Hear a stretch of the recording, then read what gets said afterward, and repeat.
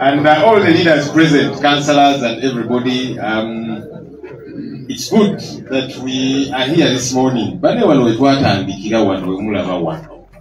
Wali no tewanyirira ne bwe wati. Era nagoma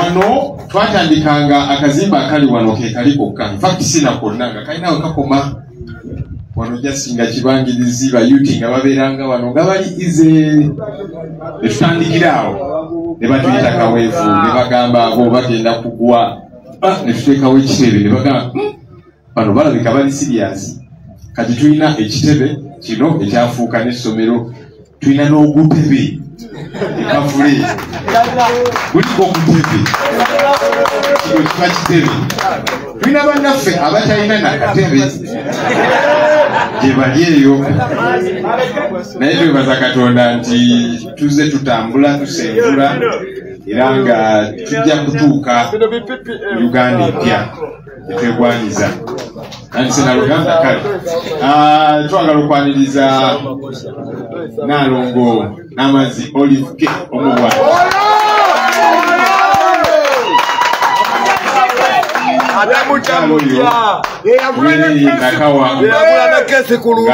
tuzoganyanga tubalimu abantu baffe tebulizijo nga bamubuuza ebibuuzo naye Nalongo sokolindeko kakati oyagala kubeera mu faiti n'amanyi g'abantu Nalongo n'abagamba temutya jasi muyineeko kataye mukatuuse Nalongo tukwaniriza welcome the national platform n'abalala nabene kansala Edwin kansala Edwin yimirirako oyo naye yatwegattako juice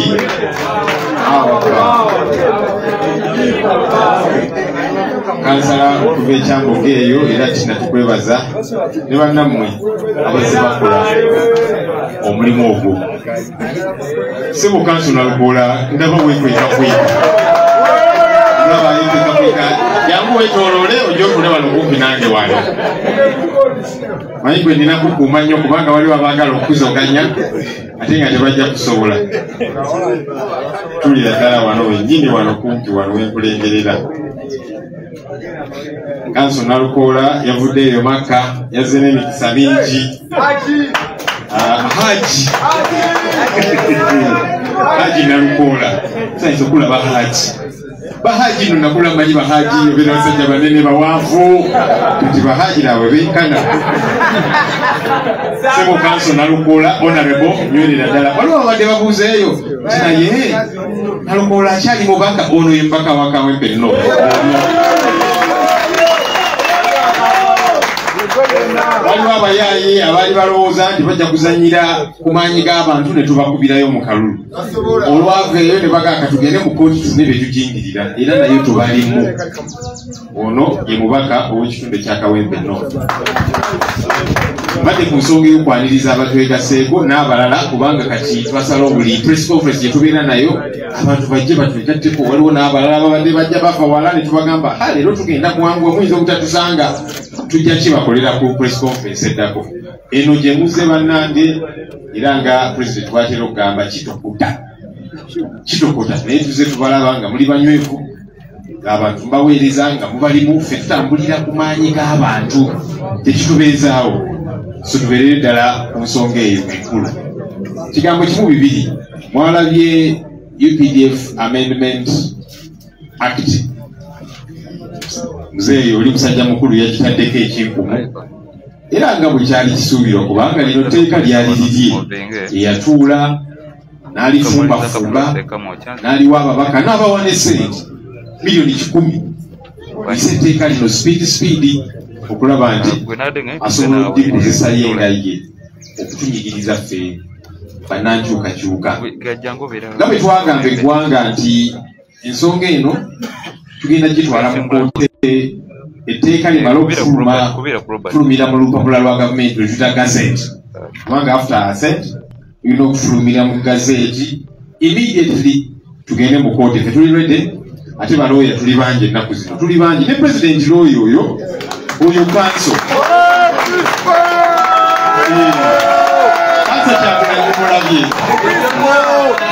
kakati twabadde mu meeting yaffe nga bakanso era nga lyagirimu nga kanso ate mu meeting eyo nemunjukiza nti kakati olaba kubeera junior kanso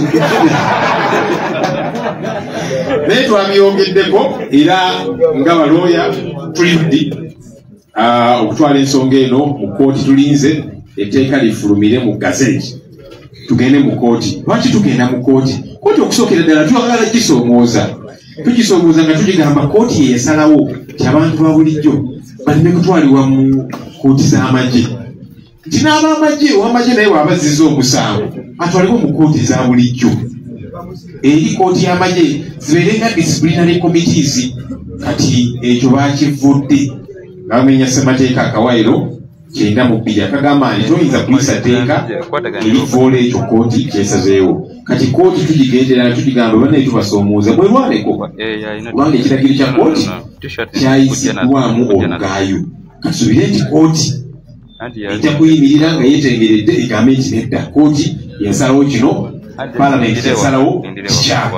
Ekyokubiri bannaye tewaliwo consultation babikola byonna speed nga oba oliawo balinga abagamba waliwo ekisiriira twali twagala naffe tugende tuweyo endowooza zaffe naye tewaliwo kakisa ebibiina ebyenjawulo. Kakati ffe ng'ekibiina ebbaluwa etuyita twagifuna ssaawa 2:50 nga bagamba mujje ssaawa 3 mu kakiiko. Ekyo tekisoboka. N'abalala mwabalaba aba Uganda Law Society nga bemulugunya n'abalala. So tewaliwo consultation ku tteeka lino ng'etteeka bwe likirambika obulungi. So ku lw'ensonga zino n'endala tulinze gazeeti efulume ng'erimu etteeka eryo enkeera tubeera ku kooti era katusuubire nti kooti ejja kwerwanako kubanga kooti yasalawo ku nsonga eno. Naye kye tugamba bannayuganda nti ensonga zino waliwo abamu abagamba nti ezo zikwata ku NUP. Aba NUP be basiba be batulugunya ba Edi Mutwe nti oyo simwinako na Luganda naki efuga buli omu lijja kutuuka ku luggi lwo buli ngeri yonna. Juzi mubadde mulaba EPS Express Penalty Scheme bulijjo n'abaali basirika abaali bagamba naye NUP mukubanyokerere gavumenti mugireke ensonga ezitambuza bulungi. Bonna bonna bavuddeyo ne boogera. Lwaki kino nakyo kyatuuse ku luggi lwabwe. Yali agamba nze sirina buzibu abantu bange tebawamba naki kakati neyeekanga ng'alina okusasula obukadde nga 3 buli wiiki lwa fayini ze zitategeerekeka. Kyetuze tugamba bannayuganda buli omu lijja kumunyigiriza. Ensonga zino tuzitwalinga zaffe ffenna tukwatire wamu. Era mwalaba amaloboozi gonna ffenna amaloboozi ne gavaayo ne bakyamuko ne bagamba eno nsonga ng'ekaayi. Minisita n'agiyimiriza era tulina kulemezaamu kubanga ayinza okeera enkya n'agamba nti bizizaamu. N'ekyo kye tugamba nti ffenna efuga bbi litukwatako oba oli wa kibiina ki oba tolina na kibiina. Waliwo abagamba nti ze politics takwatako tebandamu kuba kipapula kya fayini ekitategeerekeka. Abo ne bagamba ze politics takwatako. Kakati mwalabi abasomesa aba arts ze tuyita humanities nabo bagambye nti ekimala bali mu kwekalakaasa. Lwaki olw'obusosoze gavumenti yagamba nti kati aba sciences butujja basasula omusaala okukubisaamu ogwabalala emirundi ng'ena. Ekyo kiba kikyamu. Bonna basomesa basoma basomesa kyenkanyi basomesa abaana be bamu. Lwaki omusaala oyongeza gwabamu ate abalala n'otagwongeza? Ffe tetugamba nti aba sciences omusaala gwabwe bagusale nedda. Bulijjo kye tugamba nti bonna omusaala gwongezebwe. Naye kati bakola ku sayidi emu. Katwalabe nga n'aba arts nabo bayimuse. Bulijjo tuyogerako eyo Parliament nawa nga tugamba bannaye nammwe muyimuke be tulwanako amaloboozi nga tegavaayo. Tugenda wali ne twogera oluzungu ne tulwogera ne batuwuzaabuza naye kirungi nammwe mutandise okwerwanako. Era tuli mabega wammwe ba arts teachers mulwanirire obwenkanya n'abalala. Eggwanga lyonna ali eyo nga gwe tekinatuukawo gamba okyali safe kijja kutuuka. Kyodola batugamba tugenda mu protest vote akalulu ak'okwekalakaasa kubanga ffenna tulina embeera gye twagala okulwanyisa gye tulina okwekalakaasaako. Efuga bbi, obulyake, obuweereza obubi, obusosoze, okutulugunya abantu n'ebirala bingi. Ffenna tukwatako. So tweteeketeeke nga tugenda protest vote eyo. Abantu bano tubasiibule Bane kisobokera ddala abali balowooza nti ne wano tetujja kutuukawo ndowooza mulaba nti abaana bano batuyita baana munaye president ate tetubawakanya kubanga Uganda is a young nation balaba nti tuli serious bannange kati n'abakadde mubalaba nabo bagamba nti NUPC kibiina jasi kyabavubuka kati n'abakadde twafunye abakulembeze abawerera ddala olunaku lw'eggulo baga nti guno gwe mugendo omupya abakadde banaye tubaaniriza banaye obusinkana abakadde mubaanirize ayinza okuba tasobola kudduka ku sipiidi ng'eyo mukwate ku mukono mugende mpola paka tujja kutuuka Uganda empya. Very briefly in English manya abamu kusaide nomuyinza okuba tategeera bulungi in English, but our young people from Nakawa understand English. Okitegeera kati twogera oluzungu ddeya ate ategeere mujja genda ku bayuti baffe bali okuva e Nakawa bagambe Rope yagambye ekyawa mu luzungu bajja kuvugulira obuze namazzi fenyi Nakawa tubeera tukampenyinga mu luzungu Mr. President basuddiyaabo. We want to welcome our leaders that have joined us, specifically Councillor Namazi Olive. We have waited for you. You are very welcome. We've been coordinating, working together in the constituency. We are glad that now you are part of the family. These other leaders that are coming to join us. We said that each time we have a press conference, we will have people joining us. There are those who are coming from far.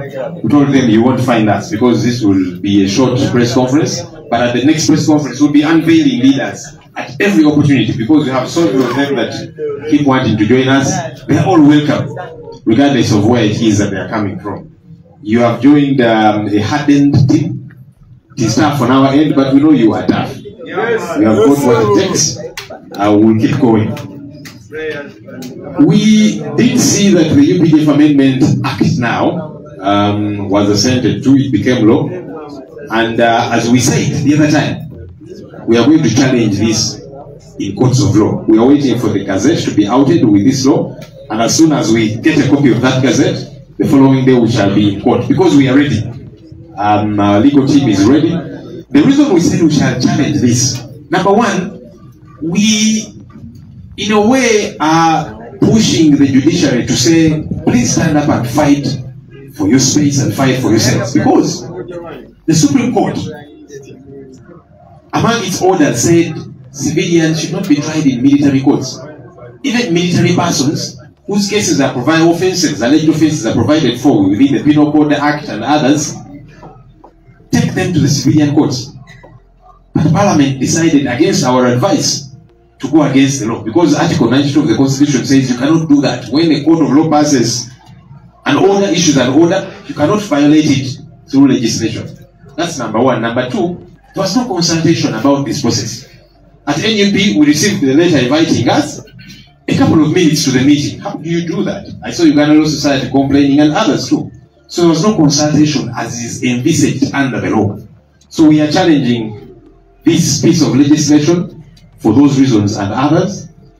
Our hope is that the judiciary will stand up and fight for its right, for its space, because the space has been infringed upon. But as we have said several, as a people, we all must come together and say no to these injustices. Injustice, bad governance will affect you. It might not come right now, but in a short while it will come. Many times when we are talking about these things, the brutality occasioned on our people, the heavy ways, the machetes and others who are being held illegally, there are those who keep quiet and say, well, me, I don't have a relative in jail. I am okay, I have my job. But bad governance will come to your doorstep. As we saw recently with the express penalty scheme, Ugandans spoke in unison, something we were proud about. We said now it's not just us leaders, everybody is speaking out. Even those who for a long time have thought they are comfortable, some belonging to the NRM, I saw them speaking out about this injustice on social media. Why? Because that's what bad governance does. It will visit you wherever it is that you are. And so we all must collectively say, no,